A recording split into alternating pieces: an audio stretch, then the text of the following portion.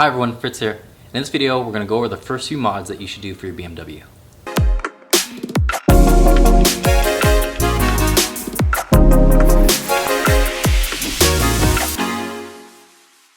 Now these modifications don't pertain to just BMW, but for me in particular, I look for it anytime I'm purchasing a new car. The three things that I want to do is increase the comfort, provide some security, as well as some protection for my car that I just purchased. One of the ways that I can increase comfort right away in any car is to get it tinted. Now I was fortunate enough that when I got this car is that it came tinted on all 5 windows already. And one of the things that you want to look for in your tint is it ceramic? The ceramic tints are going to provide a little bit more heat protection, are going to shield away the car from more UV as well, and it's going to make the ride a lot more comfortable, especially if you're commuting in long amounts of traffic. And it's not necessarily the darker that your tint gets, the more UV protection that you get or the cooler that it gets. For the windshield in particular, there's something called air blue, I believe, and that one, it looks like a light shade of blue, and it just goes on the windshield and it protects yourself from a lot of UV. It protects your dash, any of the speakers that you have in front.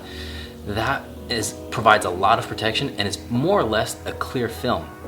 Now for the rest of the car, of course, if it's illegal, maybe you want to get a clear one for the fronts, but you can get a darker one in the 3 rears. For the most part, look for a tint that provides you some heat as well as light protection. That way you don't damage the interior of the car. Now the second thing, security. How can you provide a little bit more security to your car? Some wheel locks. Now some BMWs, if they are modified, they may have the wheel studs, but from the factory they have the lug bolts. And although you could go to BMW and get the factory wheel locks, I don't like those ones because if you look really closely here, this wheel bolt has the pattern on the outside of it. And they're pretty big.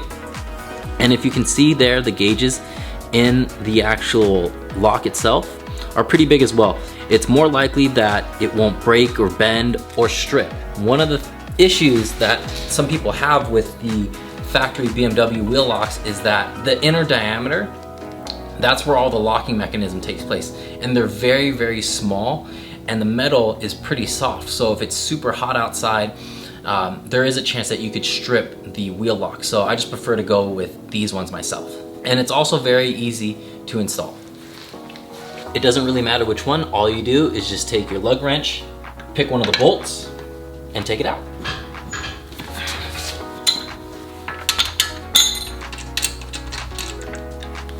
Take your new wheel lock, put it in hand tight first. And what I like about this wheel lock is that it uses the same 17mm socket in order to tighten it down.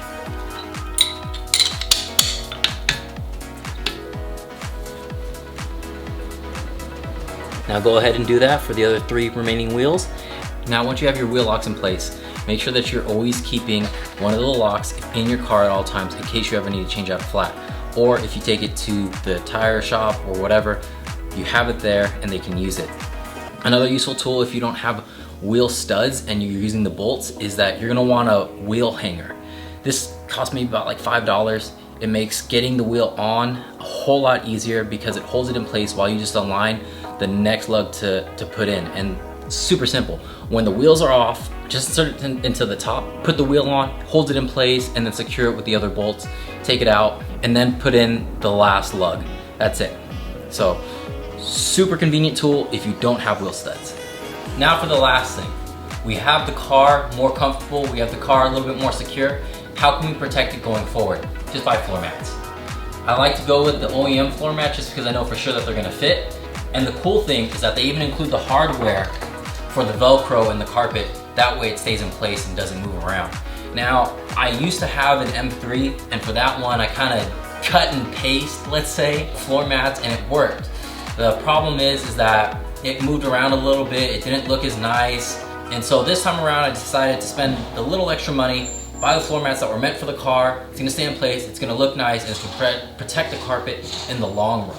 Now, when you have your floor mats on the top here, you're gonna have like this little rubber cover at the top, and this is just meant for the dealership to hang them, display them. Just go ahead, cut it off with like a razor blade or scissors, and then go ahead and put them in the car. Now the ones in the rear are actually pretty simple. They just fit right in, and there's actually a groove behind the seat in order for them to fit in. Now on the inside of the car, you can see where the grooves are right there, and those are actual slots, I should say, for the floor mat to fit in. And they fit in perfectly. just like that. Now the ones in the front, pretty simple. The bottom part of the floor mat actually has some Velcro on it, and they just align into these, and all we do is just line it up right there. And that's it. Now I know these weren't the fanciest of mods, people might not even notice it, but when you put on the tint, it's gonna protect the interior. When you put the wheel locks on, it's gonna help prevent the theft of your wheels and your tires. When you put the floor mats on, it's gonna retain the good quality of carpet that you have, and also if you plan to resell the car, the carpets that came with it, you can just throw those in, and it's gonna look brand new if the rubber ones tend to wear out.